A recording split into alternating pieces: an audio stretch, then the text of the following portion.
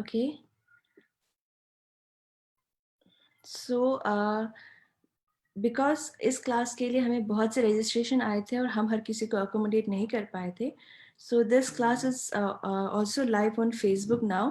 सो अगर आपके if you know anyone, अगर आपके कोई फ्रेंड्स है who missed out on getting the registration, या जिनको यहाँ पे सीट नहीं मिल पाया, आप उनको इन्फॉर्म कर सकते हैं कि ये फेसबुक के पेज में फ़िलहाल लाइव जा रहा है।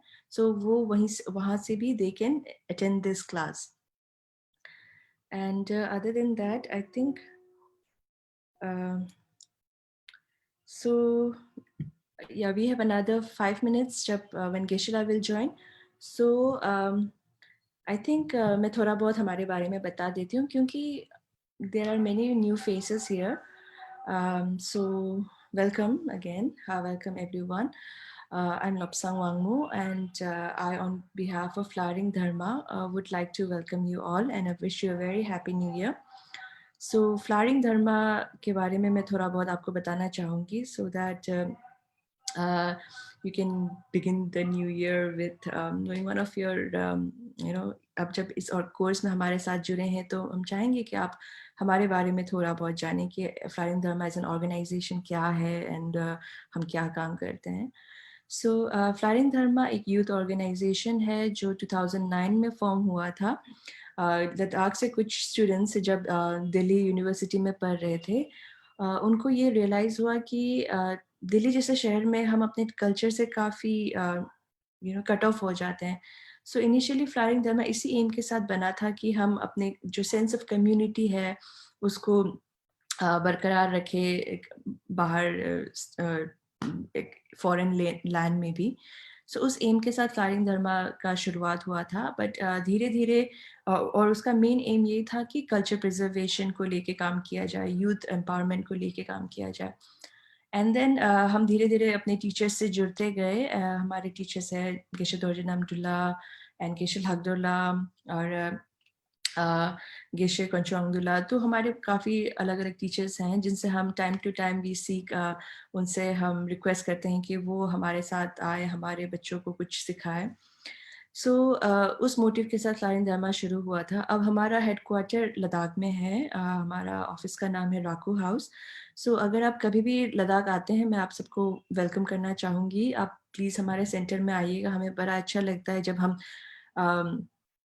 आपसे मिलते हैं पर्सनली। अब कोविड के चलते थोड़ा बहुत प्रॉब्लम चल रहा है, हम एक दूसरे के साथ फेस टू फेस नहीं बैठ सकते हैं, बट जैसे ही माहौल थोड़ा शांत होता है, मैं आप सबसे रिक्वेस्ट करूँगी कि आप सिर्फ ऑनलाइन क्लासेस के थ्रू नहीं, बट आप किसी भी मीडियम के थ्रू हमसे कनेक्ट हो सकते हैं। हमें बड़ा अच्छा लगता है जब हमें पता चलता है कि हम एक मतलब एक स्टूडेंट या एक इंडिविजुअल जो साउथ इंडिया में रहता है या जो सिक्किम में रहता है या जो दिल्ली में रहता है, जब हम आपसे कनेक्ट करते हैं हमें बड़ा अच्छा लगता है।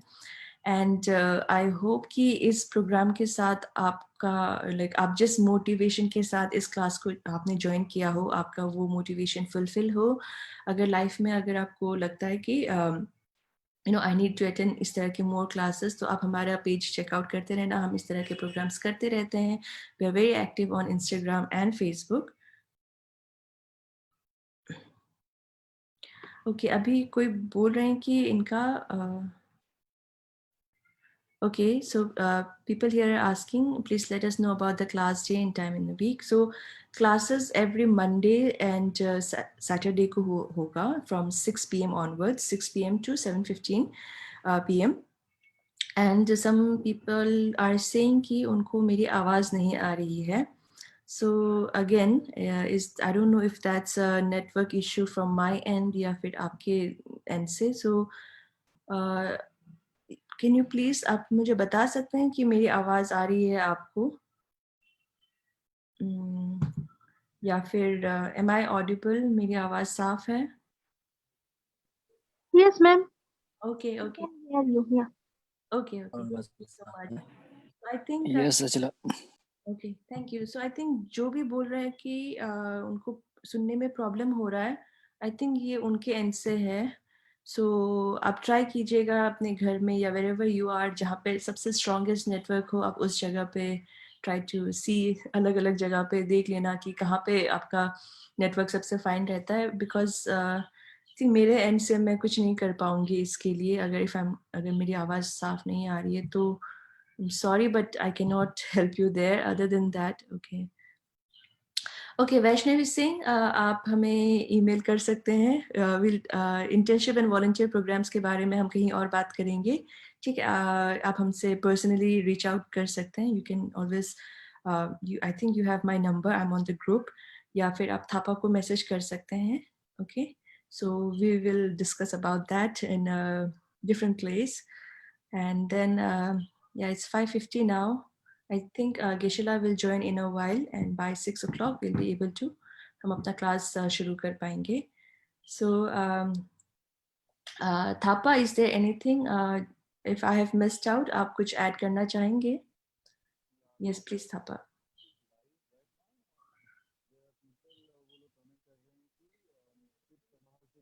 Thapa, have you unmuted yourself? आपका वॉल्यूम थोड़ा कम आ रहा है.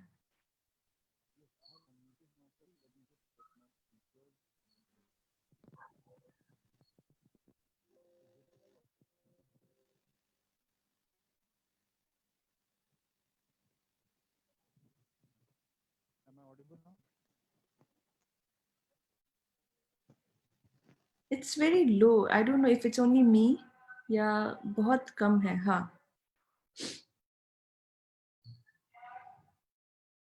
I was telling about the Facebook live video where people are telling that could you speak in English, मतलब ना, क्योंकि there are people watching us live, like from different parts of the world, I guess, because that was a foreigner who was commenting. So I think हाँ हम थोड़ा Hindi and then थोड़ा हम English पे भी मतलब ना आ जाएंगे, that will be better. That's what I was trying to say. Yeah, okay. Okay, for those people who are asking me to please speak in English, actually this program was, we wanted this program to be in Hindi because there are many people who feel left out when we do such programs in English. This is the first time that we are doing anything in Hindi, where we are stressing upon Hindi because unfortunately or fortunately, there's like huge language problem across India, and there are many people across India who really want to learn about the philosophy of Nalanda, but are unable because the English is not something that they are, English is not very accessible to them. So with this aim, actually, this class was planned so that we could, even include those people who are not, who don't speak English. So I'm so sorry if, yeah, that's always going to be a problem, but mm, yeah, that's why we have requested Geshe-la to also speak in Hindi and simpler languages. So, but I'm sure Geshe-la will try to accommodate everyone. We don't want anyone to be left out because of a language problem, but especially for those people who want such sessions to be in English, uh, kindly stay tuned. We are going to organize other programs that will be specifically in English. Like we have another one coming up next month. So maybe you can tune in then so that you'll have a better understanding. We do have English programs coming up, but just unfortunately or fortunately, this session will mostly, be in Hindi because we really want Hindi speaking people to also connect with us. I hope that you'll understand and also keep on supporting us, and we will come up with programs in English later on, but this will be mostly in Hindi.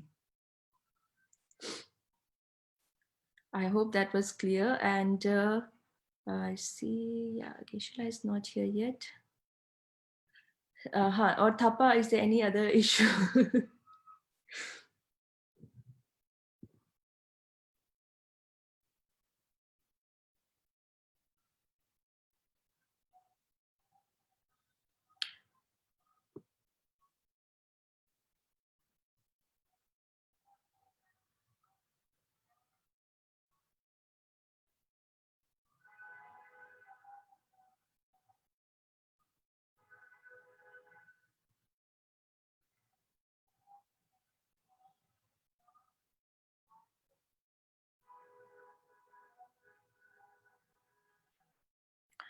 Okay. Before we start today's class, अगर आपकी तरफ से those participants, अगर आपको कोई भी concern है, please you can share it here.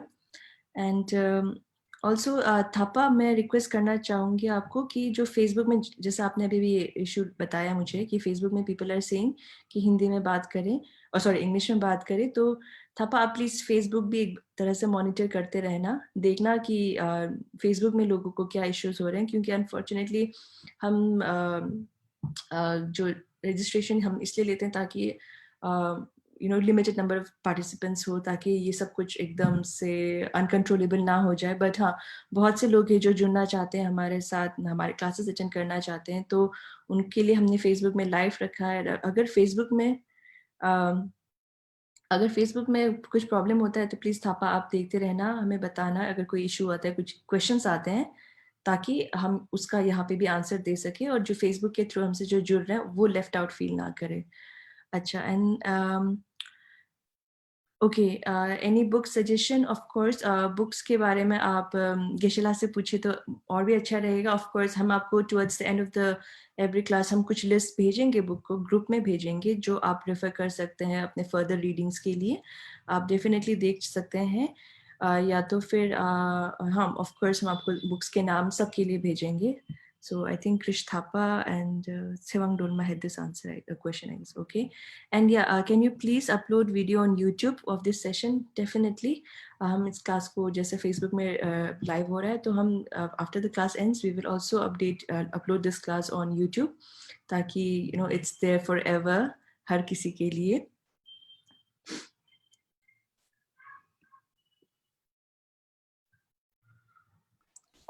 Okay. Ma'am, Yes. ma'am, may I ask something? Yes, please.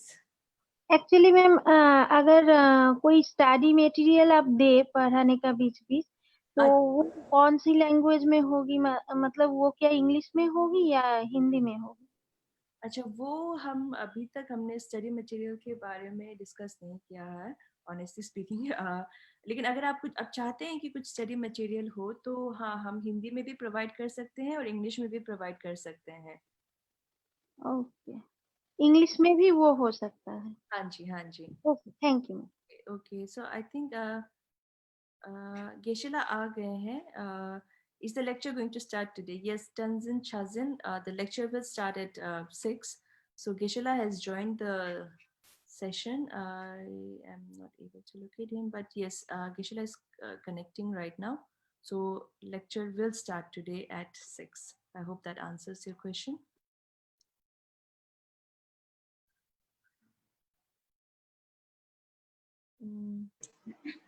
Yes, Geshala has joined us.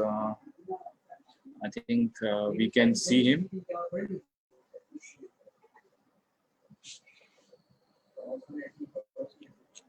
Yes, Geshala is trying to connect.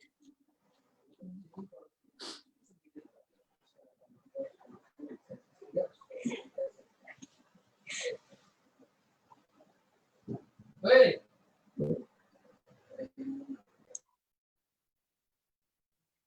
Yes.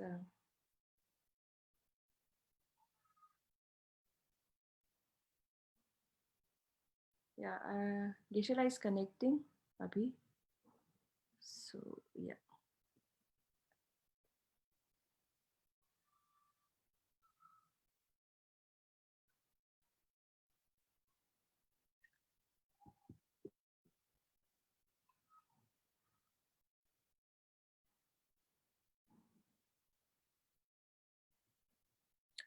Okay. So Geshala is here. Tashitile Geshala. I think he didn't see it. Okay.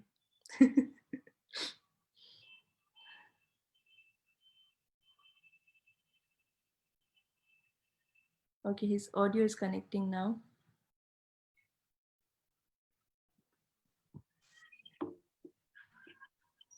Hello. Tashitile Geshala, Happy New Year. Happy New Year.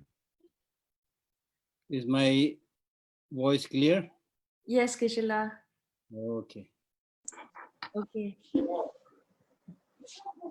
So before you joined in Geshila, I was just giving a brief introduction of our organization and Yes, what. yes, I heard it. I heard it.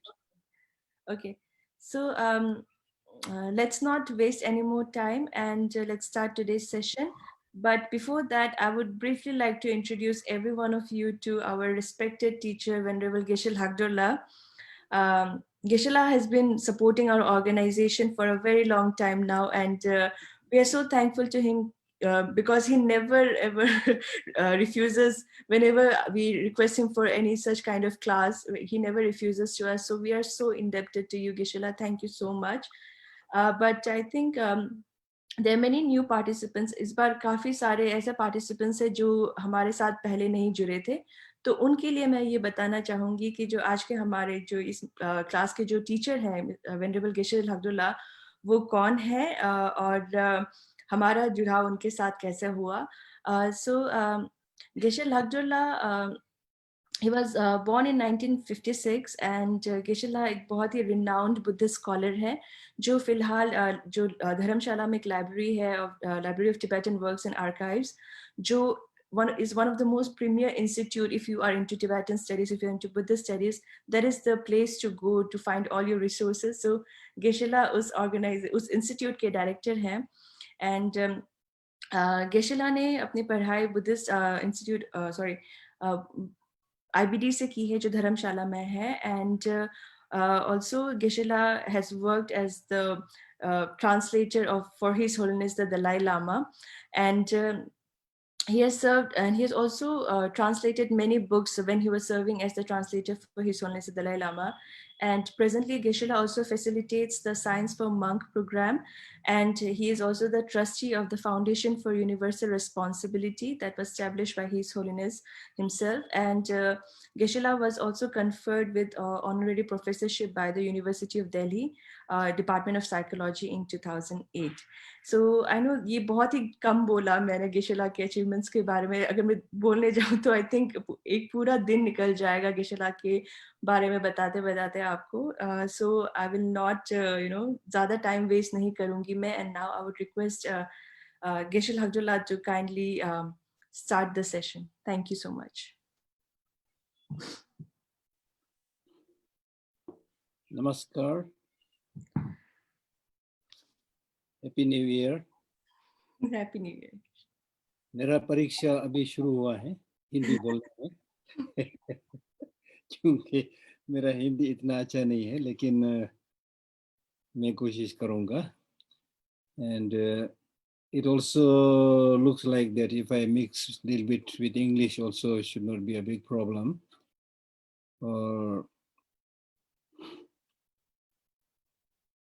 तो इसलिए आज मैं अब सभी लोगों के लिए धर्म के बारे में थोड़ा बोलने का जो मौका मिला, और ख़ास करके ये फ्लावरिंग धर्मा जो संस्था है, इनके ओर से इस जनवरी के महीने में ये ऑनलाइन कोर्स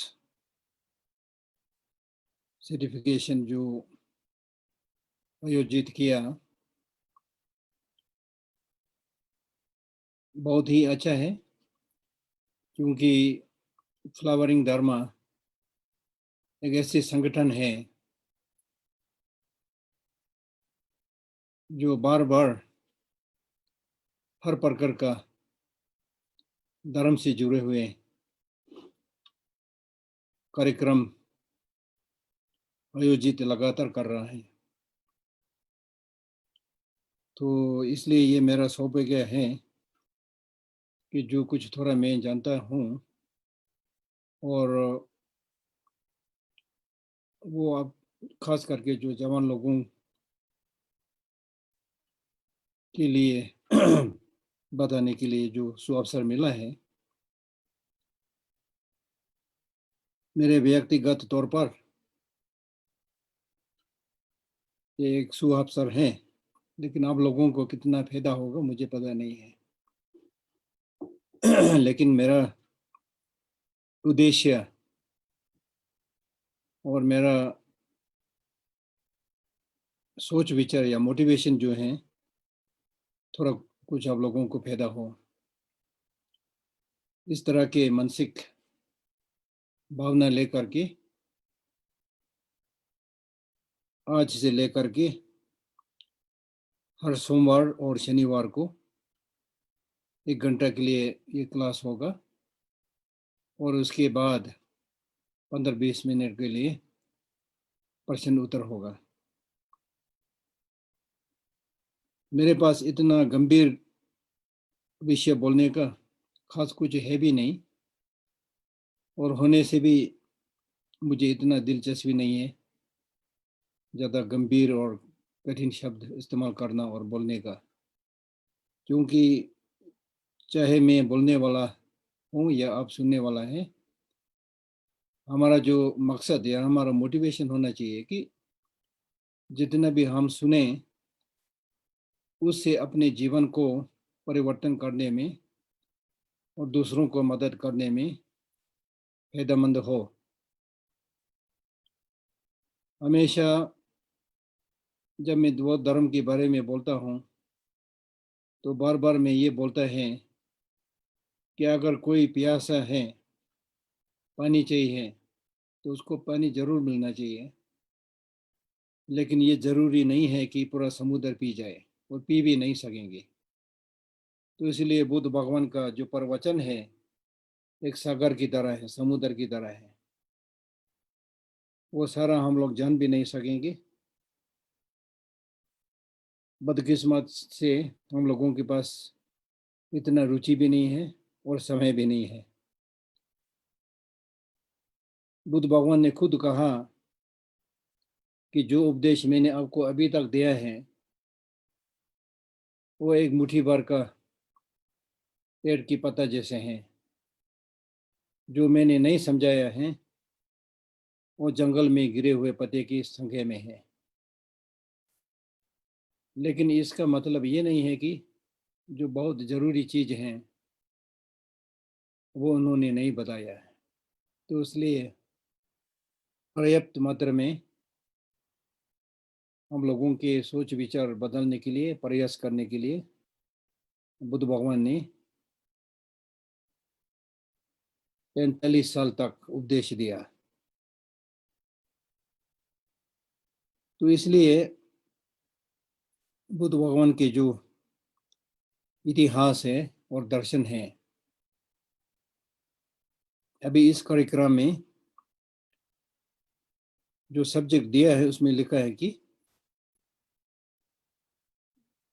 नालंदा महाविद्यालय का इतिहास और दर्शन। तो चाहे नालंदा विद्यालय का इतिहास और दर्शन बोलो या बुद्ध भगवान का इतिहास और दर्शन बोलो, मतलब तो एक ही चीज है। तो इसलिए जब हम लोग नालंदा महाविद्यालय का इतिहास और दर्शन के बारे में बोलते हैं तो ये 2 डिफरेंट टॉपिक्स हो जाएंगे। शुरुआत में मैं थोड़ा इतिहास के बारे में बताऊंगा। जब हम लोग नालंदा महाविद्यालय का इतिहास के बारे में हम बोलते हैं तो हम लोग जो इंडिक सिविलाइजेशन, इंडिक धर्म बोलता है, जैसे कि बौद्ध धर्म है, हिंदू धर्म है, जैन धर्म है, जितने भी भारत में धर्म है उसको विद्वान लोग Indic religion, they call it Indic religion, Indic धर्म इसलिए बोल रहा है कि क्योंकि जितना भी अलग अलग धर्म आजकल भारत में है उनका सारा जार जो है इंडिक सिविलाइजेशन या इंडस सिविलाइजेशन में जुड़ा हुआ है। द इंडस वैली सिविलाइजेशन मतलब सभ्यता। इंडस वैली जो सिविलाइजेशन जिसको मोहनजोदड़ो और हड़प्पा सिविलाइजेशन के नाम से हम लोग जानते हैं, 2500 पहले ये सभ्यता हुआ था भारत में।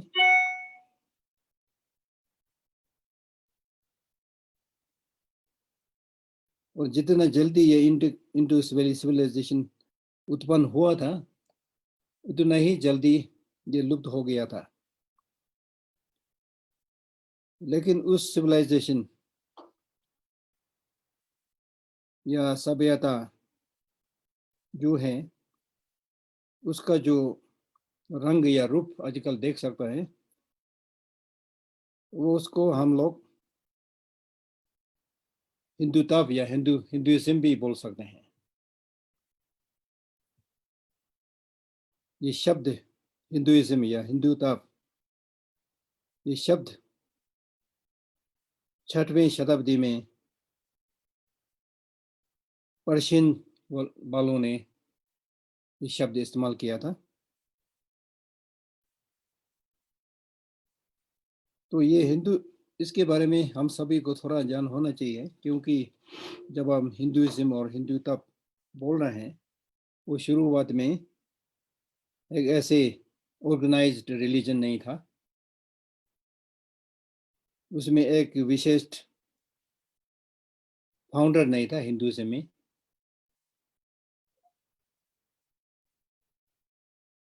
कोई खास एक संस्थापक नहीं था और एक संगठित धर्म भी नहीं था।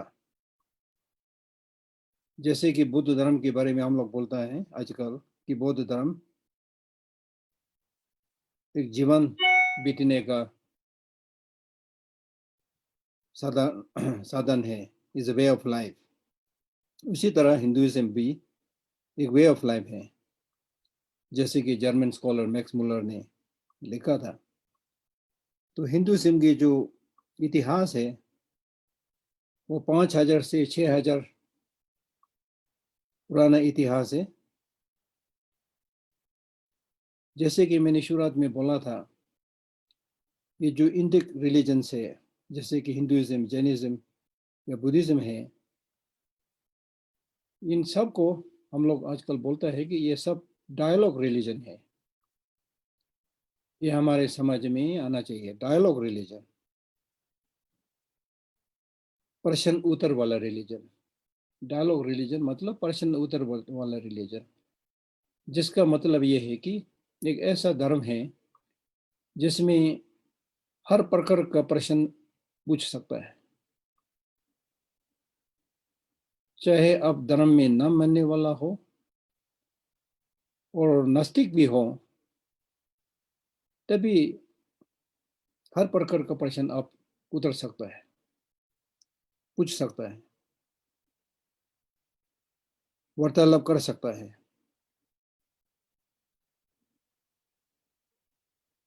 जिसका मतलब ये है कि हमारा सोच विचार या दर्शन या प्रश्न जितना भी हैं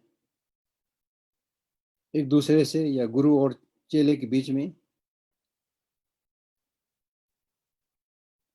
यू कैन इंटरचेंज दैट। ये सोच विचार या दर्शन लेन देन कर सकता है। ये बहुत ही महत्वपूर्ण चीज है, क्योंकि ये एक ऐसे आकृति या एक ऐसे रूप हैं जिससे सभी धर्म एक दूसरे से संबंध लेकर जुड़कर वार्तालाप करके रह सकता है।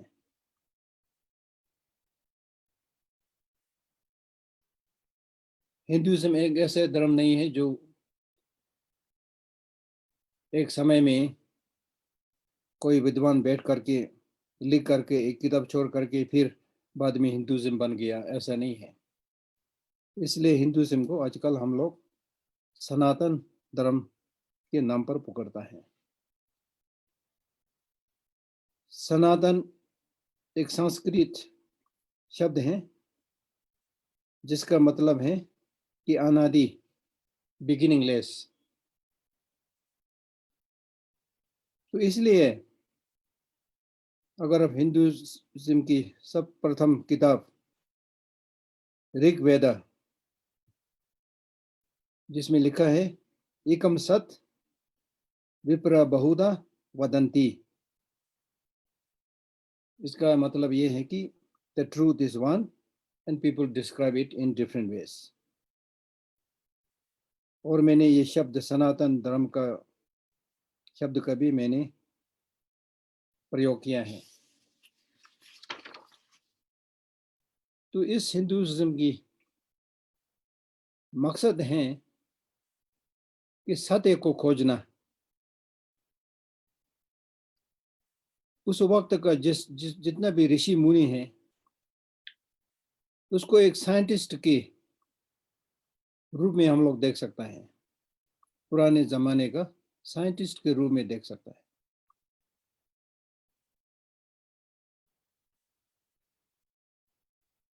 They were the practitioners और खुले दिल से खुले मन से सबके साथ वार्तालाप करके सत्य को खोजना, यही इन लोगों का मकसद और इनका काम था। उनके पास कोई विशिष्ट एजेंडा नहीं था। मैं इसलिए बोल रहा हूं क्योंकि आजकल धर्म के नाम पर कुछ व्यक्तिगत या संस्था से जुड़े हुए एजेंडा लेकर के आते हैं और सोचने लगते हैं कि हमारा धर्म सबसे बड़ा अच्छा धर्म है और बाकी तो गलत रास्ता है। तो इसलिए ऋग्वेद में भी लिखा है कि आनो भद्रा कर्तावो यंतु विश्वता, मीनिंग जो अच्छे सोच विचार हैं वो हर दिशा से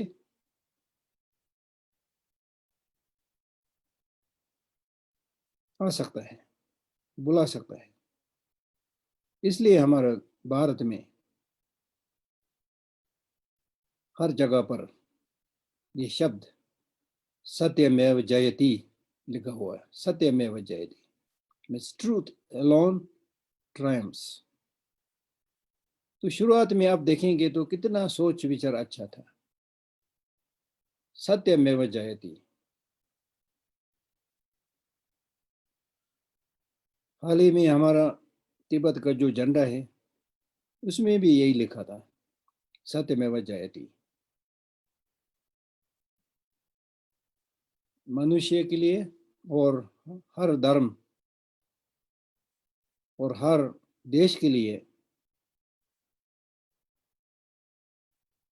बांटवारे वाले सोच विचार छोड़ करके सत्य क्या है उसको खोजना परम लक्ष्य होना चाहिए।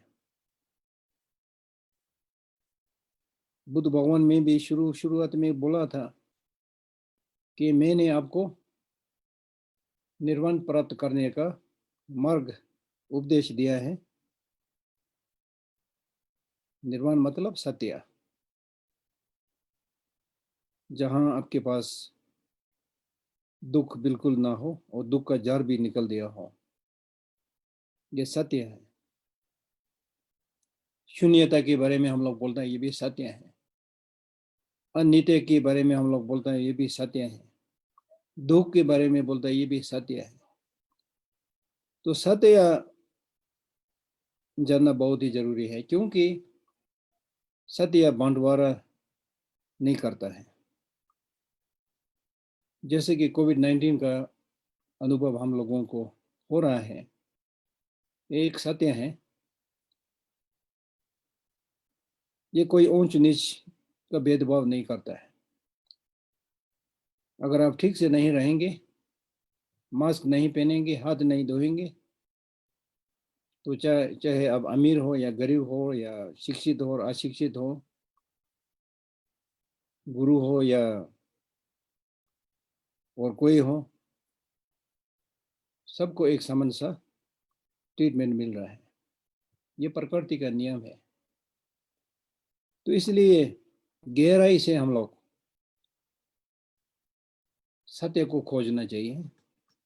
यही नरेंद्र की शिक्षा है, यही बुद्ध भगवान का शिक्षा है। सत्य को कितना भी दबाने से गायब नहीं कर सकता है। तो इसलिए सर्वप्रथम मैं दो चीज आपको बोलना चाहता हूँ। वो ये है कि हम जब नालंदा विश्वविद्यालय का दर्शन के बारे में हम लोग बोलते हैं, तो हम लोग धर्म के बारे में बोल रहे हैं।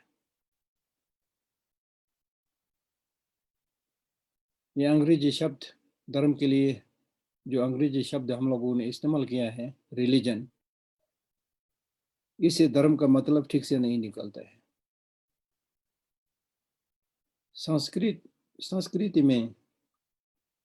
संस्कृत में ये शब्द धर्म का मतलब है प्रकृति का नियम, लॉ ऑफ नेचर।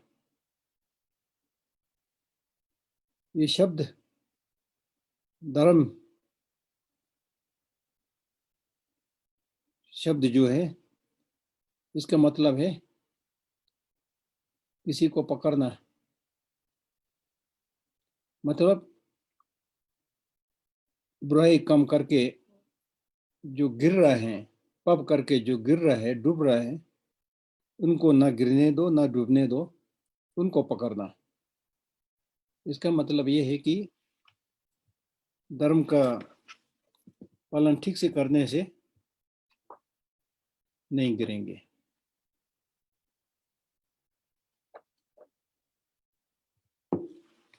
लद्दाखी में या तिब्बती में इसको हम लोग छुए शब्द का इस्तेमाल करता है। छुए मतलब है परिवर्तन करना। तो धर्म प्रयास करने का मतलब है अपने मन को बदलना, परिवर्तन करना। अगर आपका मन नहीं बदलेंगे तो चाहे जितना गुम्बा को चक्कर लगाओ, जितना पूजा पाठ करो, इसे ज़्यादा फायदा होना बहुत मुश्किल है। क्योंकि बुरा अच्छा जो भी हमारा अनुभव होता है, ये सब सोच विचार का फल है, सोच विचार का नतीजा है। तो इसलिए सर्वप्रथम हमको हमारे दिमाग में ये होना चाहिए कि धर्म मतलब धर्म प्रयास करने का मतलब जो दिखावा हम लोग कर रहे हैं, मुंह से मंत्र जप करके और शरीर से परिक्रमा करके, मैं ये नहीं बोल रहा है कि ये जो वाणी या शारीरिक धर्म का प्रयास कर रहा है वो व्यर्थ है, मैं नहीं बोल रहा है। लेकिन मैं ये बोल रहा है कि अगर आपका मन नहीं सुधरेंगे तो इस सही रूप में धर्म का प्रयास नहीं है। तो धर्म का अर्थ के बारे में मैं आपको एक छोटा सा कहानी सुनाऊंगा। एक दिन कुछ बुद्धिजीवी मतलब इंटेलेक्चुअल्स, बुद्धिजीवी गांधी जी से भेंट करने साबरमती आश्रम पहुंचे। एक शिक्षक ने उनसे कहा, आप धर्म के आचरण पर बहुत बल देते हैं। मेरे विचार में तो धर्म ने कई देशों में खून खराबा कराया है। आपकी दृष्टि में धर्म की क्या व्याख्या है, डेफिनेशन क्या है? यह प्रश्न पूछा गांधी जी को। अक्सर लोग धर्म के संबंध में इस प्रकार के प्रश्न पूछते हैं। हम लोगों के मन में भी ऐसे तरह का प्रश्न हो सकता है। तो कुछ लोगों ने इसी कारण धर्म को अफीम तक कह दिया है। अफीम, कार्ल मार्क्स ने धर्म को अफीम कह दिया है। अफीम कहने का मतलब ये है कि जैसे कि अगर कोई अफीम लेने से, ओपियम बोलते हैं ना इसको, वो लेने से अब नशे में हो जाते हैं तो थोड़ा सा खुश महसूस होता है, तो सोचने लगता है कि मेरा सारा परेशानी दूर हो गया, मैं स्वर्ग में पहुंच गया जैसे महसूस होता है। तो लेकिन वो तो कुछ क्षण के लिए है, आपका दुख दर्द कुछ भी दूर नहीं किया है।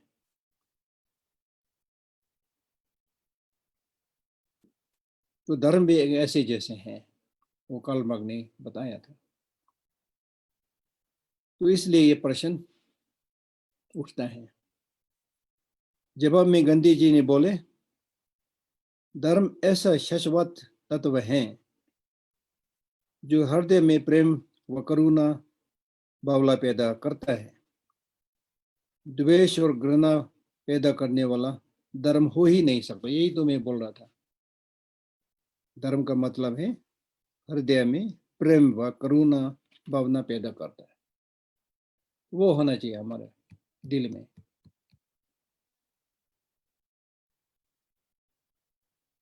द्वेष और घृणा पैदा करने वाला धर्म हो ही नहीं सकता। कुछ दिन पहले मैं एक किताब पढ़ रहा था, उसमें बड़े सुंदर ढंग से लिखा है कि अगर कोई किसी को हानि पहुंचाते हैं तो इसका मतलब है इसका मानसिक रूप ठीक नहीं है, वो पागल है। मुझे बहुत अच्छा लगा ये वाकया, क्योंकि कोई पागल ही दूसरों को हानि पहुंचा सकता है। तो जो किसी को हानि पहुंचाता है उसको पागल बोलना सही है, क्योंकि ये जो क्लेश हैं, जैसे कि द्वेष है, मोह है, इन सारे जो क्लेश हैं, ये अपने मन में उत्पन्न करने से हम पागल हो ही जाता है। दुनिया में आजकल जितना भी लड़ाई हो रहा है, ये पागलपन है। सही दिमाग वाला ऐसा कोई नहीं करता। जैसे कि परमपाद दलाई लामा जी अपने देश दुश्मन ने छीनने के बाद भी पागलपन के पक्ष में जाने का निर्णय नहीं लेता है। तो इसलिए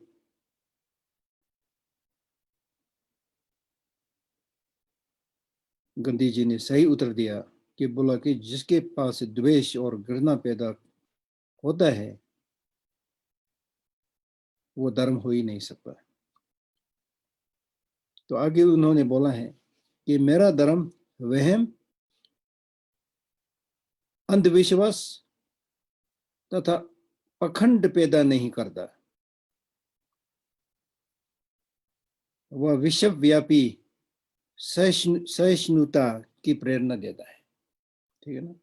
मेरा धर्म वहम मतलब आई थिंक डाउट, अंधविश्वास, ब्लाइंड फेथ तथा पखंड, हिपोक्रेसी, बहुत ही गहरा और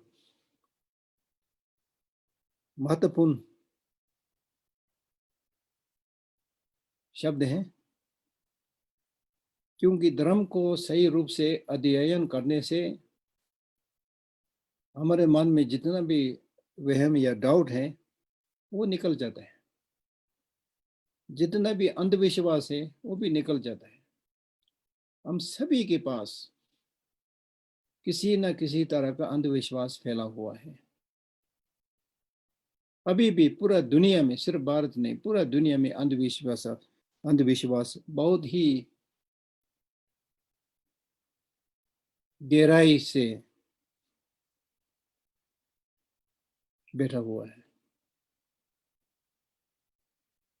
साइंस एंड टेक्नोलॉजी आने के बावजूद भी धर्म के नाम पर जो अंधविश्वास है उसको जड़ से नहीं निकल सका है। तो इसलिए जो नालंदा दर्शन है, बुद्ध भगवान का दर्शन है, इनको अध्ययन करने का मतलब ये है कि आपके अंदर जितना भी छोटे सोच विचार हैं, जितना भी अंधविश्वास है, जितना भी अहंकार है, उनको जड़ से निकल के फेंक देना चाहिए। और कम से कम इनका जो आपके ऊपर जो छाया हुआ जो शक्ति है कम से कम इसको कम करने का चेष्टा करना चाहिए। इसी को धर्म कहते हैं। जैसे कि मैंने शुरुआत में बोला था, धर्म का माने मतलब ये नहीं कि पूजा करना, पाठ करना, मंत्र पढ़ना, मंदिर में जाना। ये सारा एक और से एक दिखावट जैसे हो जाता है।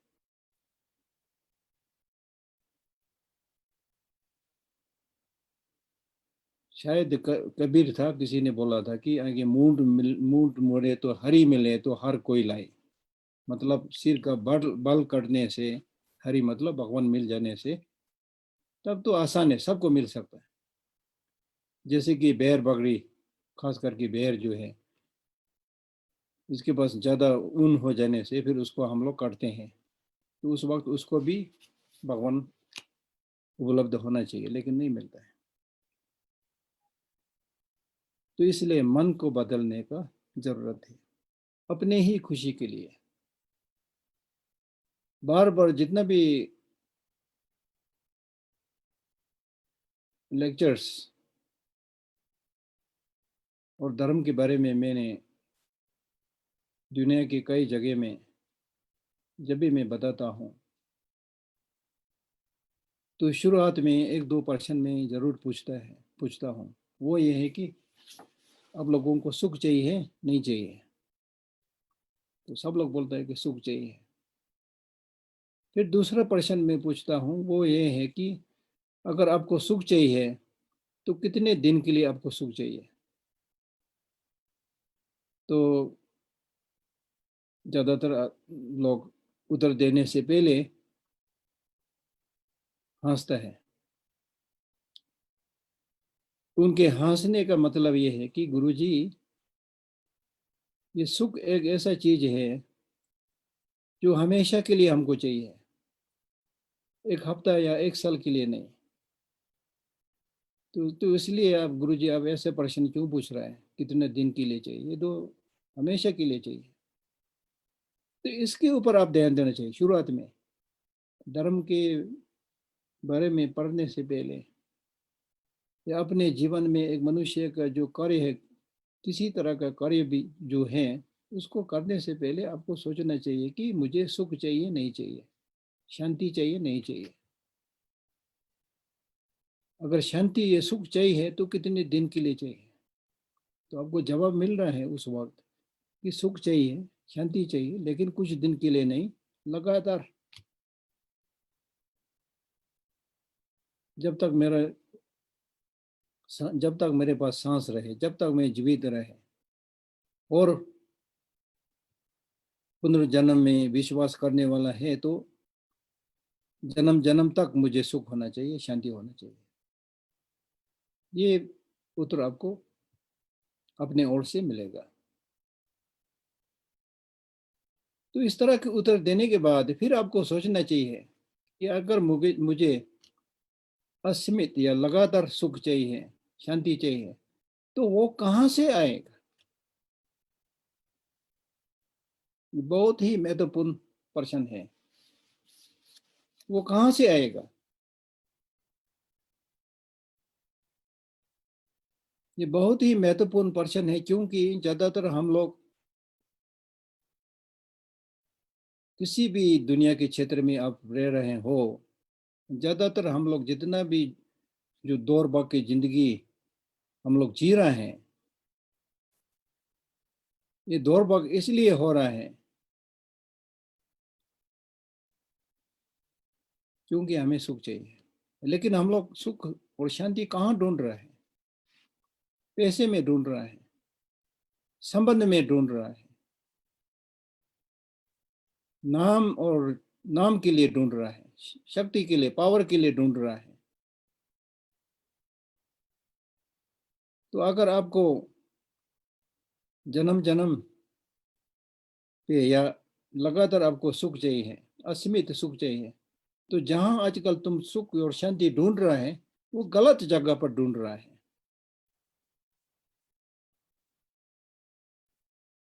गलत जगह पर ढूंढने से आपको ये हमेशा के लिए जो सुख और शांति आपको चाहिए वो नहीं मिलने वाला है। तो इसलिए अभी हम लोग कहाँ ढूंढ रहे हैं? बाहर ढूंढ रहा है, सब कुछ दौड़ रहा है, तभी तो सब दौड़ रहा है। किसी से भी मिलो, आप पूछो कि मैं आपसे मिल सकता है, तो ज्यादातर बोलेगा I am busy. Everybody busy busy, मैं व्यस्त हूँ। ये बिजी होना या व्यस्त होना बहुत जरूरी चीज नहीं है। किस चीज में आप व्यस्त हैं?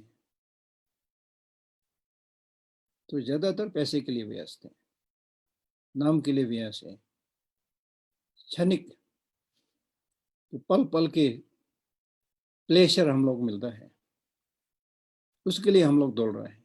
लंबे समय तक, लंबे अरसे तक चलने वाले सुख शांति के लिए हम लोग नहीं दौड़ रहे हैं।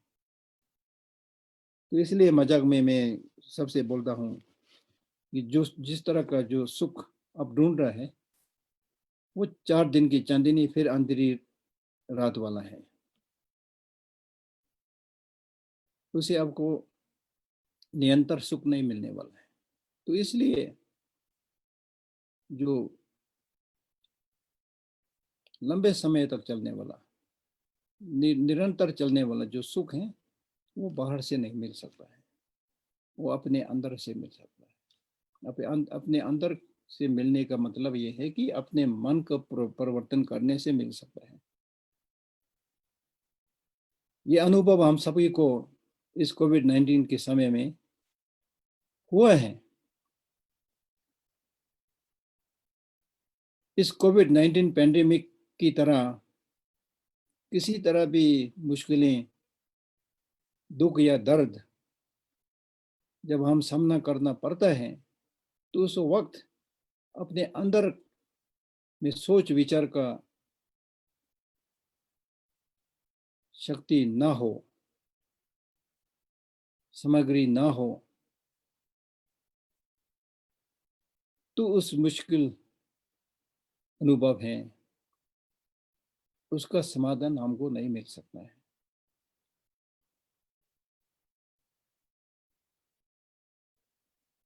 इसका एक मैं आपको नमूना दूंगा। पुराने ज़माने में इंडिया में एक गुरु अपने शिष्यों को धर्म के बारे में बता रहा था, और धर्म समाप्ति होने के बाद एक शिष्य को बुला के बोला कि जाके ये मेरा जो पोथी है, किताब है, और मेरे कमरे में मेज पर रख दो। तो वो किताब लेके गया। फिर वो वापस किताब लेके आ गया डरा हुआ। बोला कि गुरुजी मैं ये किताब आपके उधर नहीं रख सकता क्योंकि आपकी वो टेबल के पास में सांप बैठा हुआ है।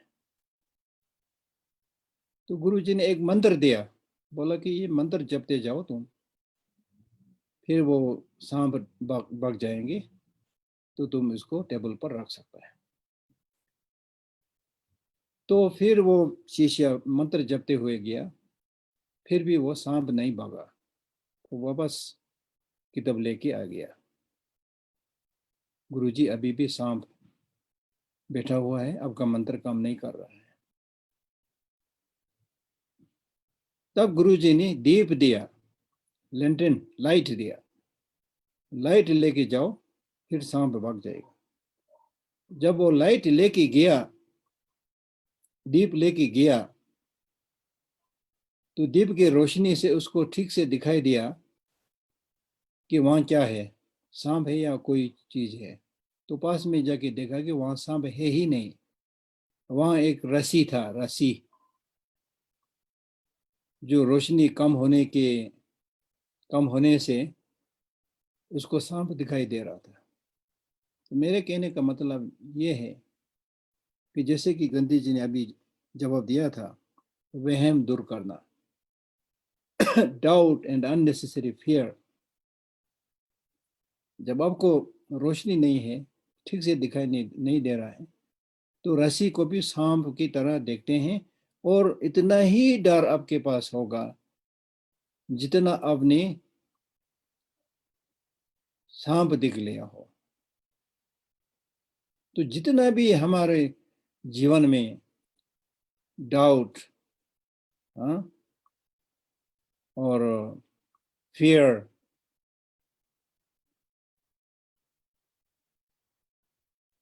और गलत फहमी, गलत सोच विचार, जिसके कारण हम लोग बहुत दुख सहना पड़ता है, ये सब अज्ञान के कारण हुआ है।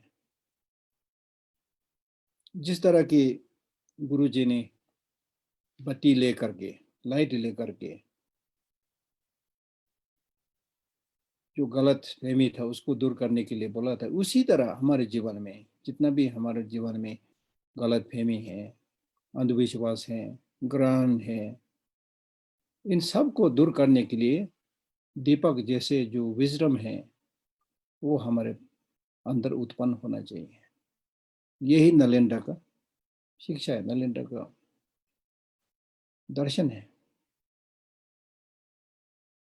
मैं सरल शब्द में ये इसलिए आपको समझा रहा हूं क्योंकि जितना भी तुम बौद्ध धर्म के बारे में अध्ययन करके सच्चाई को आप जानेंगे, उतना ही आपके जीवन में जो ऊपर खबर जैसे जो अनुभव हो रहा है, अशांति जैसे जो अनुभव हो रहा है, वो सब धीरे धीरे खत्म करके सुख और शांति की रास्ते पर आप चल सकता है। तिब्बत के एक लामा ने लिखा है कि कोई भी तुम्हारा हाथ पकड़ के निर्वाण तक नहीं फेंक सकता। कोई आपको कितना भी प्यार क्यों ना करें, आपका पिता माता हो या भाई बहन हो या कोई भी हो, गुरु हो, कोई भी हो, आपको आपके बारे में कितना ही ख्याल क्यों ना हो, कितना ही मित्रता क्यों ना हो, लेकिन वो आपके हाथ से पकड़ के स्वर्ग में नहीं फेंक सकता। बुद्ध भगवान भी ये नहीं कर सकता। इसी तरह आपके दुश्मन कितना ही बुरा क्यों ना हो, वो भी आपका पांव पकड़ के नरक में नहीं फेंक सकता।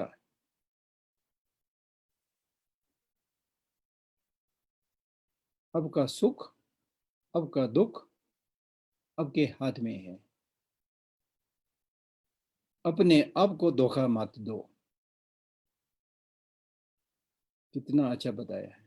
अपने आप को धोखा मत दो। आपके सुख, आपके दुख आपके हाथ में है। आपका जो सोच विचार जो बुरा है, गंदा है, उसको निकाल के फेंक देने से आपको सुख होगा।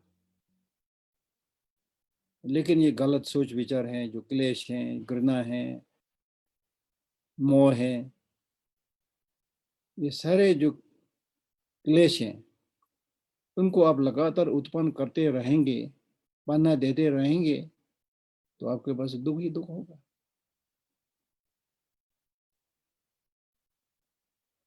तो इसलिए इतना काफी नहीं है कि मुझे लंबे अरसे तक चलने वाला सुख चाहिए। अगर सही मायने में आपको लंबे अरसे तक चलने वाला सुख चाहिए तो आपको थोड़ा अध्ययन करना होगा, परिश्रम करना होगा, अपने मन को जांचना होगा और आपके अंदर में किस तरह की बुराई है, किस तरह का अच्छाई है, उसको जान करके जितना भी गंदगी है, बुराई है, उनको कम धीरे धीरे कम करके फिर जड़ से उखड़ के फेंक देना। जितना भी गुण है आपके पास, करुणा, दया, क्षमता, उनको और जोर दे करके उत्पन्न करके सुख और शांति प्राप्त होता है। बुराई मत करो, अच्छा चीज करो, ये सिर्फ बुद्ध भगवान की वाणी नहीं है, ये सिर्फ बुद्ध धर्म में नहीं है, ये हर प्रकार के, ये सिर्फ धर्म का चीज नहीं है। ये किसी भी देश में आप जाओ, उस देश का कानून में ये लिखा होगा कि किसी को मार नहीं सकता, डकैती नहीं कर सकता, चोरी नहीं कर सकता। हाँ,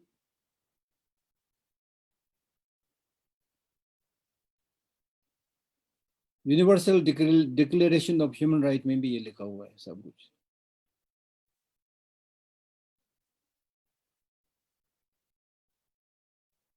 तो बदकिस्मत ये है कि हम लोग उसको समझ करके अपने जीवन में नहीं उतरता है, प्रयास नहीं करता है। तो इसलिए एक ओर से हमको इन सारी चीजों के बारे में स्पष्ट रूप से जानना चाहिए, और दूसरा, जानने के बाद उसको अपने जीवन में उतरना चाहिए।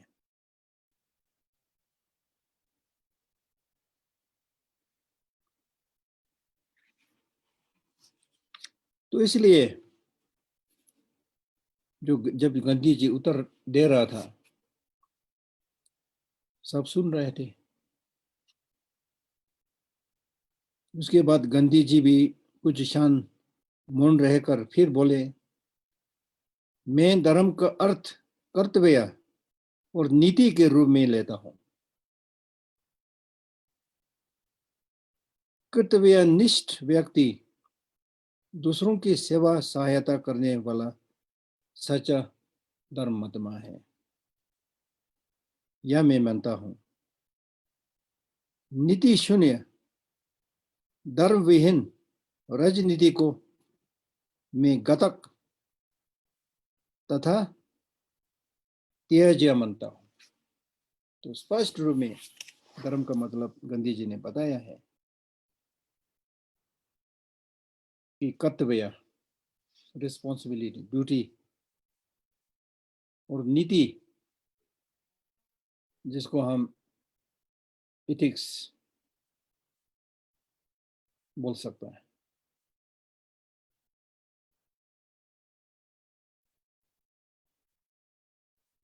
गांधी जी ने स्पष्ट रूप से बोला है कि कर्तव्यनिष्ठ व्यक्ति,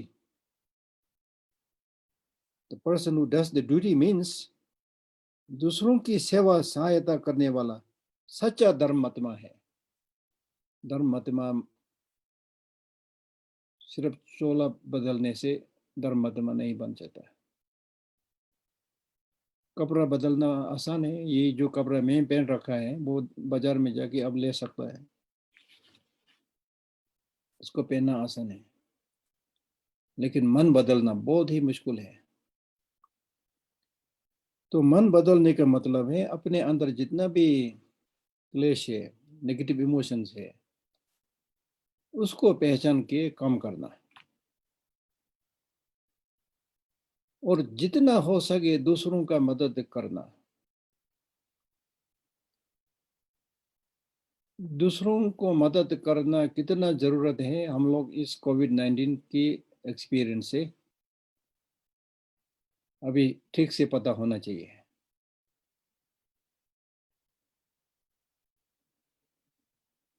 इस कोविड-19 के अनुभव से ये भी हम लोग पता चल रहा है कि अगर दुनिया में किसी के पास करुणा नहीं है, दूसरों को मदद करने का सोच विचार नहीं है, खास करके जो राजनेता हैं उनके मन में दूसरों के लिए करुणा नहीं है, तो हमारा समाज, हमारा देश, ये दुनिया कितना संकट झेलना पड़ेगा, वो हम लोग सोच भी नहीं सकता।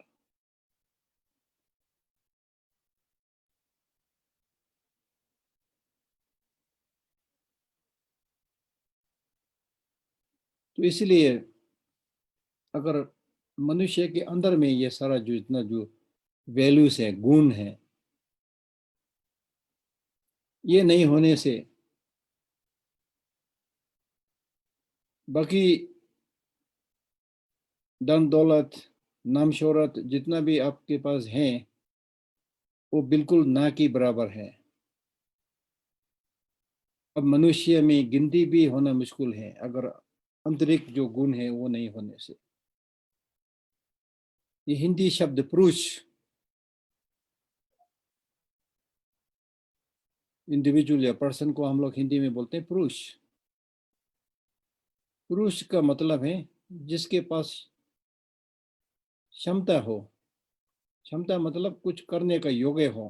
करने का योग्य ये मतलब बुराई करने का योग्य तो है ही है, लेकिन उसको नहीं बोल रहे हैं।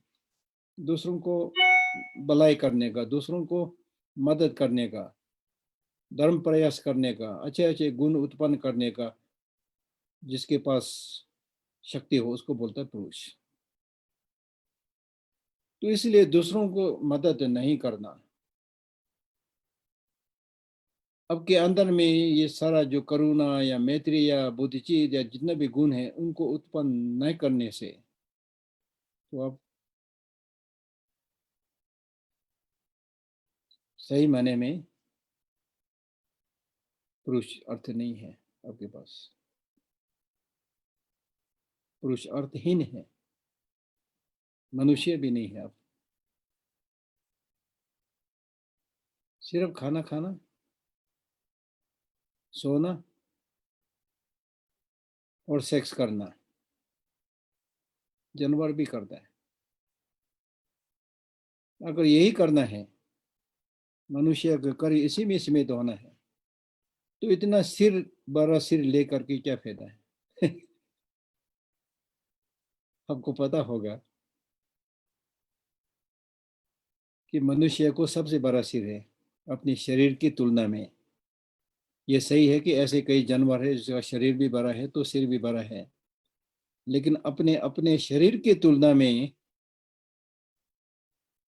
मनुष्य के पास सबसे बड़ा सिर है, सबसे बड़ा मस्तिष्क है, सबसे बड़ा ब्रेन। तो इतना बड़ा जो सिर या ब्रेन होने का मतलब ये है कि इसको इस्तेमाल करो, सोचो क्या सही है क्या गलत है। हम लोग कुछ इस्तेमाल करता ही नहीं।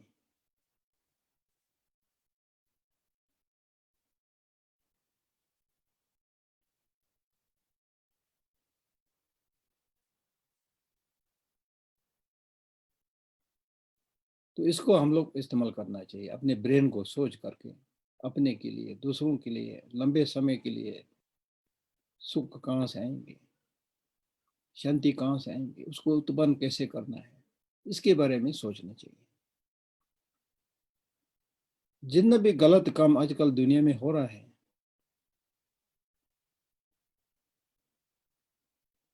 वो गलत सोच विचार से हुआ है।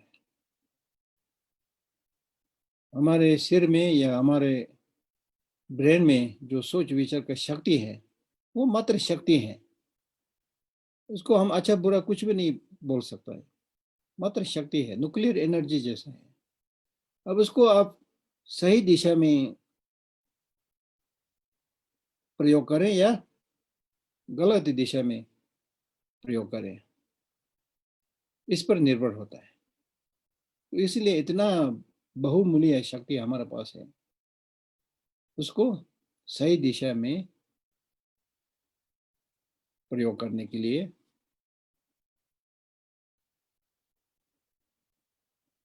सच्चाई का, ट्रूथ का अध्ययन करना चाहिए, अपने जीवन में उतरना चाहिए। क्योंकि जैसे जैसे हम लोग सच्चाई के बारे में जानते हैं तब हम लोगों को देखने के लिए मिलता है कि समसत सत्व है, समसत मनुष्य है, वो सब एक दूसरे से जुड़ा हुआ है।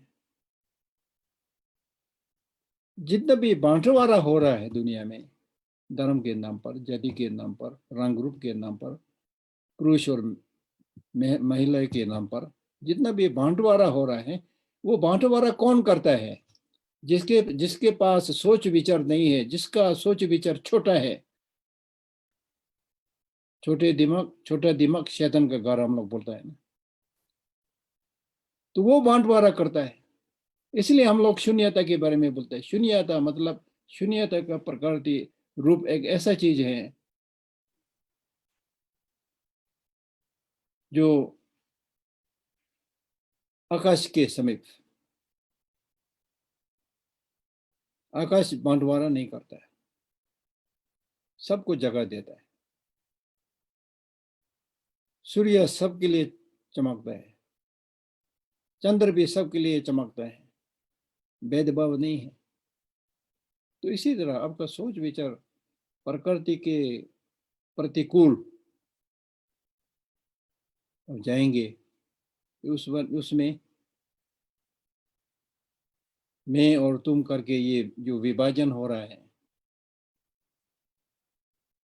वो अपने आप बंद हो जाएंगे।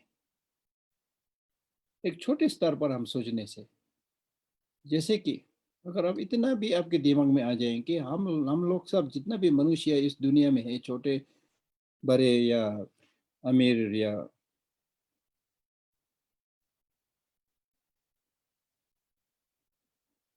बेघर या जितना भी है, ये सब इस दुनिया से जाने वाला है, सब मरने वाला है। तो एक जैसा हुआ नहीं हुआ।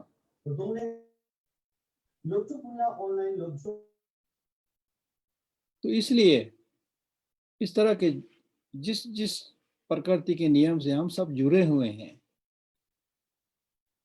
उस प्रकृति का नियम भली भांति हमारे सोच विचार में आने से हमारा जो छोटा सोच विचार है, जो विभाजन करने वाला सोच विचार है, जो मनुष्य को अलग अलग करने वाला सोच विचार है, वो अपना आप रुक जाएंगे। तो इस तरह का बड़े जो सोच विचार है, सबको साथ में लेकर के जाने वाले जो सोच विचार है, सबको समानता के रूप से दिखने वाले सोच विचार है, इस तरह का सोच विचार उत्पन्न करने से अपने जीवन में सुख शांति होगा, क्योंकि सब हमारा है। जैसे कि हम लोग शुरुआत में किसी को मिलने से हम लोग बोलते हैं ना नमस्ते, हिंदी शब्द नमस्ते।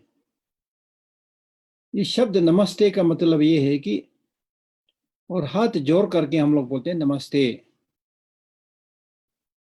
नमस्ते मतलब आई बो डाउन टू यू, आई पे होमेज टू यू, नमस नमः। और पीछे में ते जो होता है यू, आई बो डाउन टू यू, आई पे रिस्पेक्ट टू यू, क्योंकि आपके अंदर भगवान है, जैसे कि मेरे अंदर भी भगवान है। अब हम लोग बुद्धिस्ट हैं तो एक कर्ता हम लोग नहीं मानता है, लेकिन अपने अंदर जो बुद्धता प्राप्त करने के लिए जो क्षमता हमारे अंदर है, आपके पास भी है। बुद्धचित उत्पन्न करने का क्षमता आपके पास है, मेरे पास भी है। अपने अभी इतना बहुमूल्य मनुष्य का जन्म लिया है, मैंने भी लिया है, तो हम लोग एक जैसा है। तो इसलिए जितना गुण आपके पास है, मेरे गुण के जैसे जितना गुण आपके पास है, उसको मैं नमस्कार करता हूँ, सत्कार करता हूँ। तो आपने देख लिया कि कैसे जुड़ते हैं। समानता, सेमनेस दिखने से इस दुनिया में जन्म हुआ एक जैसा, एक जैसा जब जन्म हुआ, एक जैसा जन्म हुआ, कोई फर्क नहीं है। मां के कोख से जन्म होने के बाद सर्वप्रथम काम जो हम करता है वो क्या है? रोना। सभी बच्चे ये करता है, सर्वप्रथम काम है रोना। टिप्टी बच्चे भी रोएंगे, लद्दाखी बच्चे भी रोएंगे, अमेरिकन बच्चे भी। सब प्रथम सबसे पहले जो करे हैं वो क्या है? रोना। तो आप देखिए इस दुनिया में हम लोग रोते हुए आए हैं।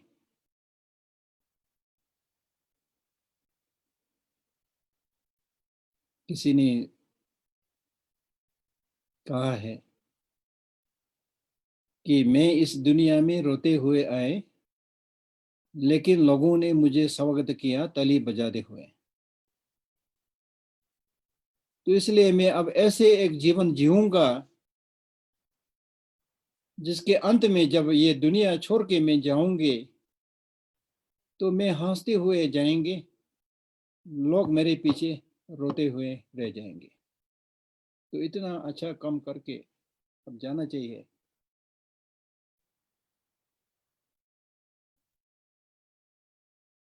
कि लोग आपको याद करें। तो ये सारा चीज जो है ये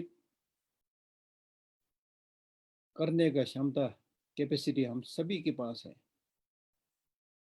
तो इसलिए एक चीज हम लोग को सोचना चाहिए कि कोई भी ऐसा कभी नहीं सोचना चाहिए कि मेरे पास वो कैपेसिटी नहीं है, क्षमता नहीं है। कल परसों मैं एक किताब पढ़ रहा था, उसमें बड़े अच्छे ढंग से लिखा है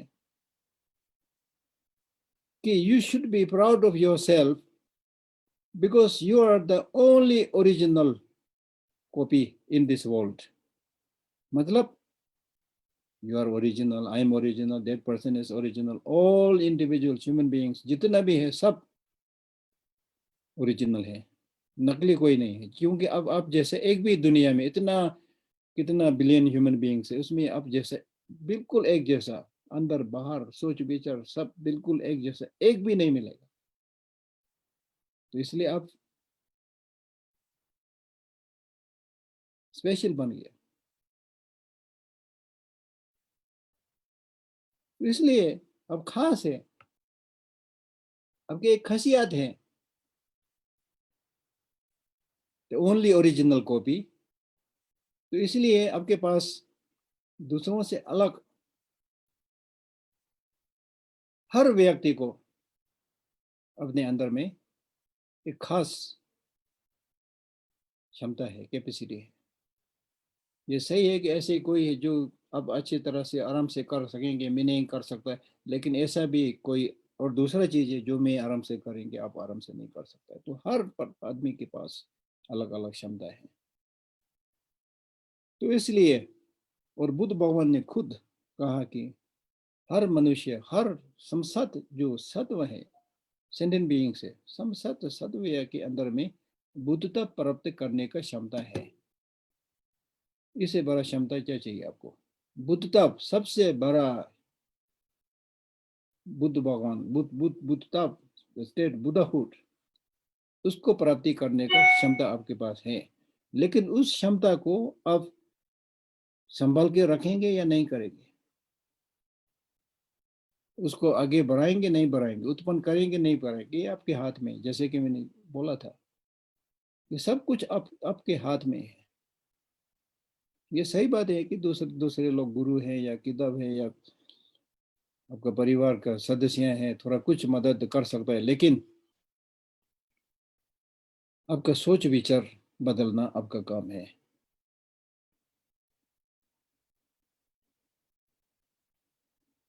तो इसलिए हम लोग अपने दैनिक जीवन में जब बौद्ध धर्म का प्रयास करने का बाद हम लोग जब बोलते हैं तो इसमें कम बोलना चाहिए, प्रयास ज्यादा करना चाहिए। बोलना कम, आज मुझे बोलने के लिए कहा गया इसलिए मैं बोल रहा हूँ। तो अपने जीवन में बोलना कम, प्रयास ज्यादा करना चाहिए। ये मेरे अपने जीवन में भी ऐसा महसूस हो रहा है कि दुनिया में बोलने वाला बहुत है, लेकिन प्रयास करने वाला दिन प्रतिदिन दूसरों का भलाई करना, अपने धर्म का प्रयास करके अपने मन को सुधारने का चेष्टा करना, तपस्या करना, ये कम मिलता है। तो इसलिए अभी मेरा समय समाप्त हो गया, तो समाप्ति में मैं यही कहूँगा, जैसे कि बुद्ध भगवान ने कहा था, जितने भी मुनि या भगवान हुए थे, ये लोग आपके ऊपर पन्नी छिड़क के आपके पाप को धुला नहीं सकता। आपके अंदर के जो दुर्गति है, उसको बुद्ध भगवान अपने हाथ से नहीं निकल सकता। बुद्ध भगवान के मन में जितना भी ज्ञान है, उसको निकाल के आपके मन में नहीं डाल सकता। तथागत या बुद्ध भगवान सिर्फ मार्गदर्शन कर सकता है। उस मार्गदर्शन को अपनाओ या नहीं अपनाओ, ये आपके हाथ में है। उसको आप प्रयास नहीं करोगे, नहीं अपनाओगे, तो अपने जीवन में बुरी तरह फेल हो जाओगे। तो इतना ही कह करके आज का बोलना मैं समाप्त करता हूँ। अभी आपके पास कुछ प्रश्न है तो पूछ सकता है, मैं देखूंगा मेरे पास उत्तर है या नहीं है। धन्यवाद।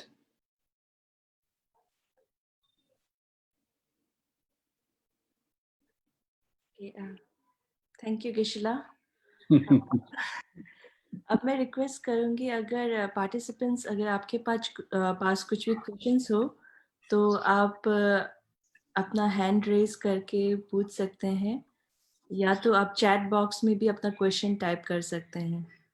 तो थापा, अगर आप लाइव हो अभी हमारे साथ, तो आप प्लीज़ फेसबुक भी एक बार चेक करना, देखना कि वहाँ पर कोई क्वेश्चंस आप गिशिला के लिए किसी ने कोई क्वेश्चन या कोई भी डाउट अगर वो कमेंट्स में लिखते हैं तो प्लीज़ आप वो कोऑर्डिनेट करना। तो पार्टिसिपेंट्स, अगर आपके पास कोई भी क्वेश्चन हो आज की क्लास को लेकर या ऐसे जनरली भी, तो आप गिशिला से पूछ सकते हैं। मैं सबसे रिक्वेस्ट भी करना चाहूँगी कि अभी वो आप लोग अपना प्लीज़ कैमरा भी ऑन कर ले, ताकि हम सब एक दूसरे को देख पाएँ। गिशिला भी हाँ जी, थैंक यू सो मच। सब लोग प्लीज़ अपना कैमरा ऑन कर लीजिए।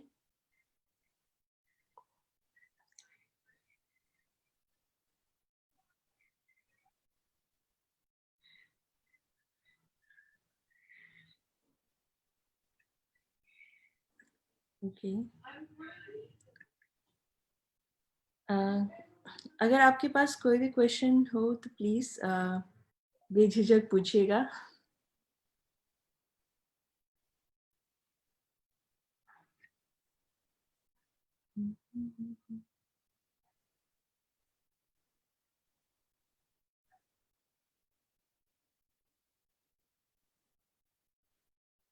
ओके।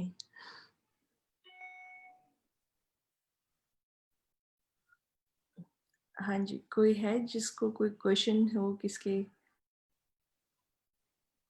ओके।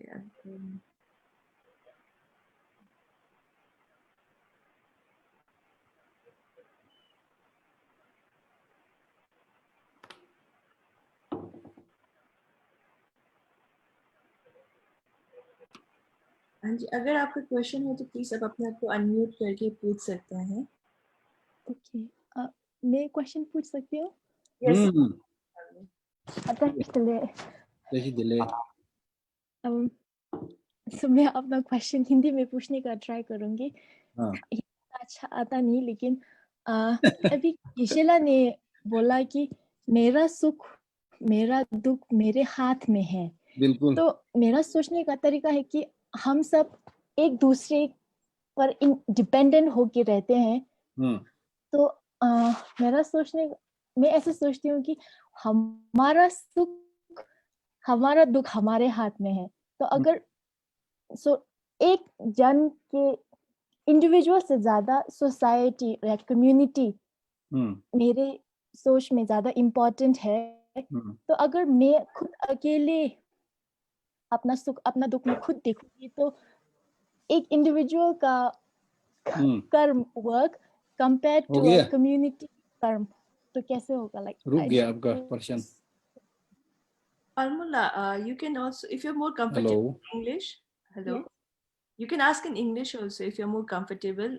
कोई hard and Yeah. fast rule नहीं है कि हिंदी में ही No, बोल। no, I thought like there would be people who would be more comfortable with Hindi, so So no problem. So I'm not sure if my question was understandable or not, but I just wanted to ask about how an individual can work together with the community to make the whole community better. Like Yashila said, right? Mera sukh, mera dukh. I think in the sense that hamara dukh, hamara sukh, hamare haath mein hai. So rather than just one individual working, I'm thinking maybe in the sense if the whole community works. I'm not sure if I'm making sense. So if the Yashila can, enlighten us with some thoughts on this.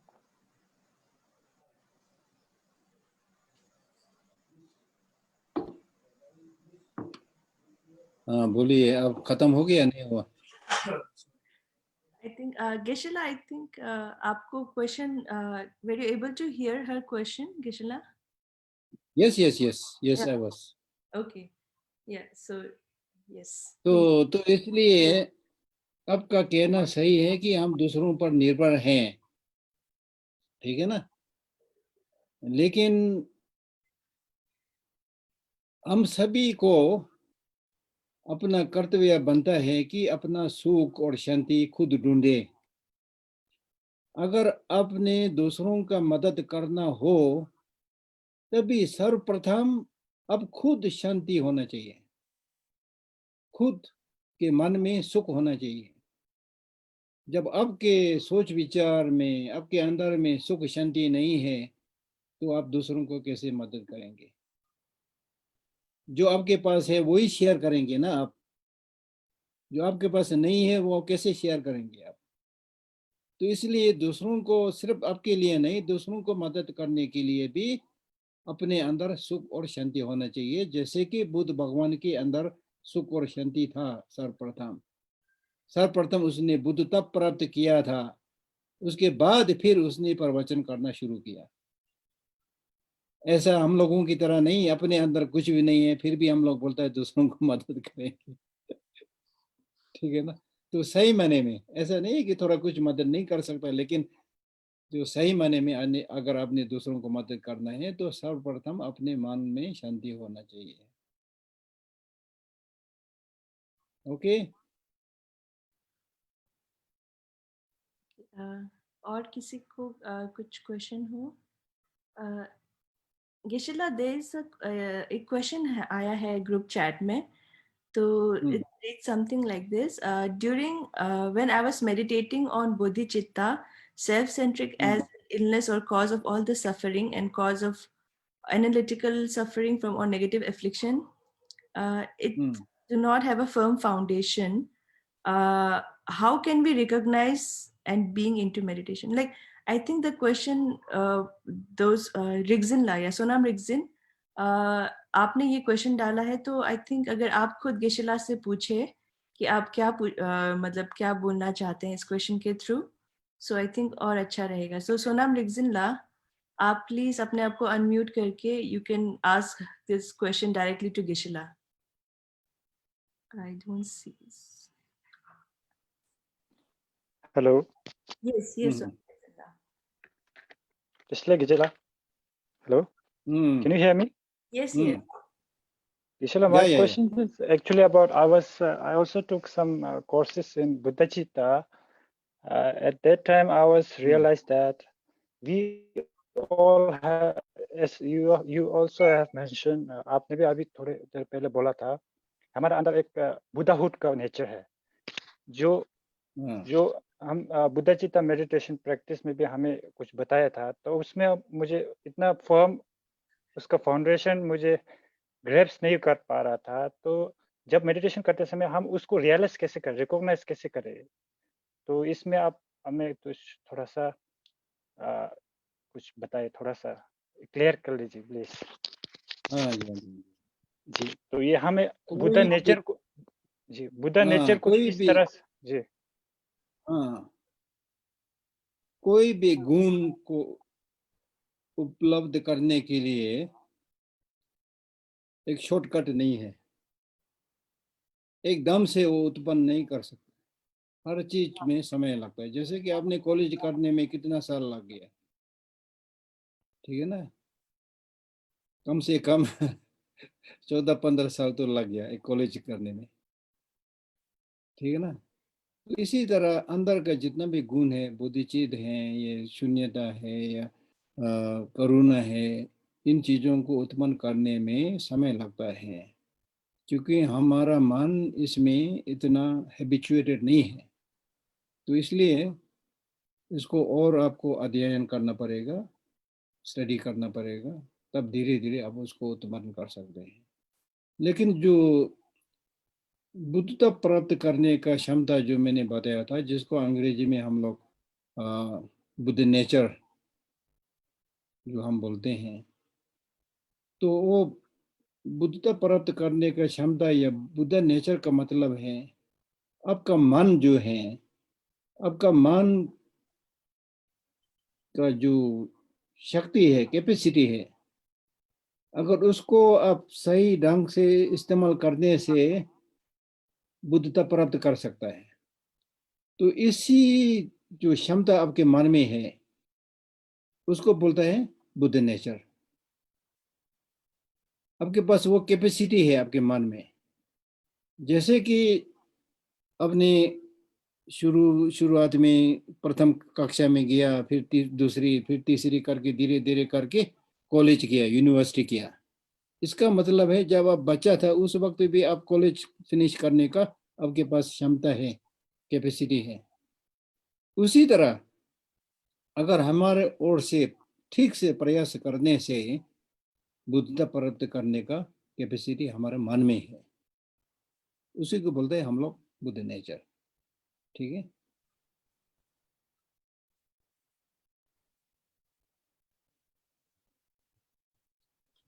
Okay, think और अगर अब it's 7:16 हो चुके हैं। अगर आप में से किसी को क्वेश्चन हो तो हम एक लास्ट क्वेश्चन ले सकते हैं, वरना we can end the class here. But अगर आपके पास कोई क्वेश्चन हो तो काइंडली अपने आप को अनम्यूट करके अब हम एक लास्ट क्वेश्चन लेंगे।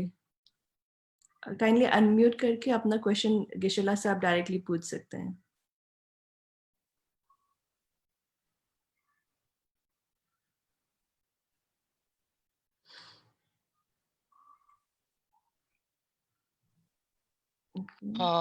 Kunkansang Gesela. It's Krishna Thapa. Gesela, I don't have so much knowledge about the Buddhism and all, so it question may be like a funny question.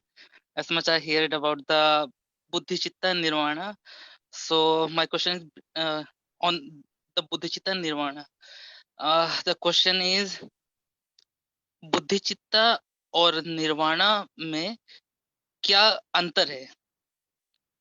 मैंने बहुत बार सुना है कि कई बार लोग इस्तेमाल करते हैं बोधिचित्ता शब्द, कई बार निर्वाणा शब्द इस्तेमाल करते हैं, पर अब मैं उन दोनों के बीच में फर्क नहीं कर पाता हूँ अभी भी।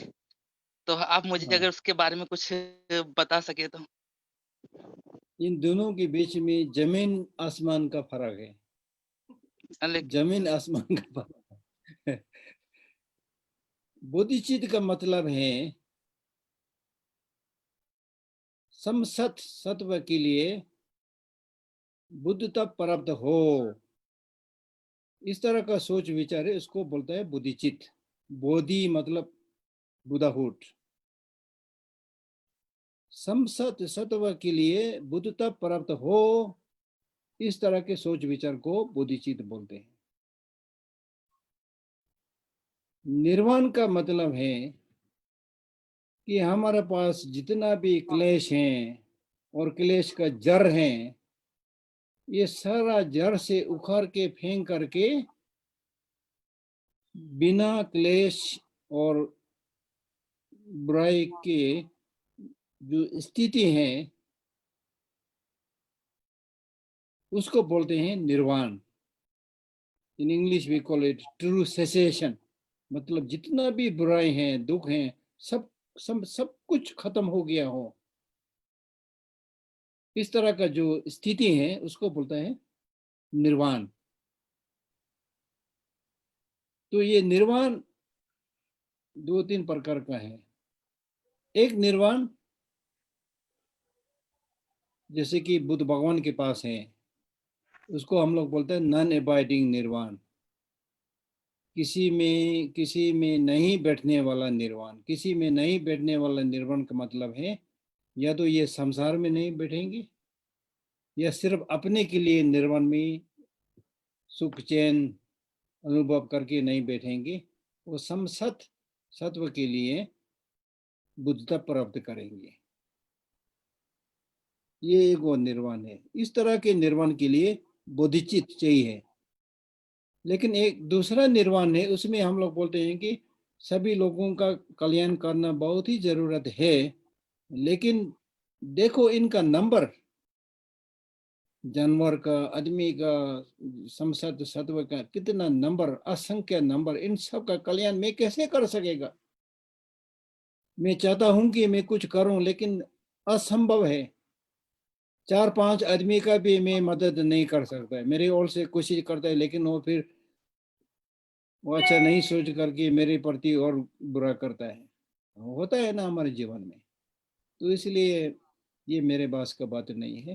तो मेरे लिए सिर्फ संसार से भाग करके अपने प्रति निर्वाण प्राप्त हो, फिर मैं देन आई विल रिलैक्स। फिर मैं आराम से बैठे, टांग पे टांग रख करके आराम से बैठूंगा। इस तरह के निर्वाण के लिए बुद्धिचित्त नहीं चाहिए।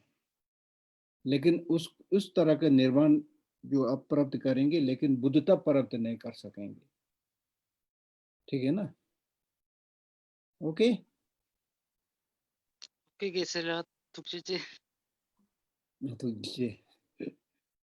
now you have to study rigorously. वाले गेशला अभी तुमको बहुत पढ़ना पड़ेगा। अभी आपका नाम मैंने याद कर लिया, कृष्णा थपा है ना? जी अभी गेशला आपको ठीक है, ठीक है। actually गेशला I was joined at the Nalanda diploma course in the Tibet house. I'm a student there. Oh, very good. Very But good, very good. because of the COVID-19 I was discontinued my classes there, so Okay, okay. that's why I joined this course. Okay, okay, okay. And Thank you. thanks to guide us that much in the easy language. ठीक। Okay, सो मैं सबका धन्यवाद करना चाहूँगी, हमारे सारे participants का and specially गिशिला का, कि आपने हमें टाइम दिया गिशिला। एंड अब हमारा नेक्स्ट क्लास मंडे को होगा 6 बजे। तो उसके लिए मैं जो हमारा ग्रुप है उसमें मैं दोबारा लिंक जनरेट करके आपके सबके साथ शेयर कर देंगे। आज शुरुआत में थोड़ा बहुत टेक्निकल प्रॉब्लम हुआ था, उसके लिए हमें आई सीक अपॉलजी, आप सबको थोड़ा बहुत कष्ट हुआ, but thank you so much हमारे साथ बने रहने के लिए। And thank you again Geshe-la on behalf of all of us. Once again, Happy New Year and good night Geshe-la. Thank you so much. Good night. Thank you. Bye-bye.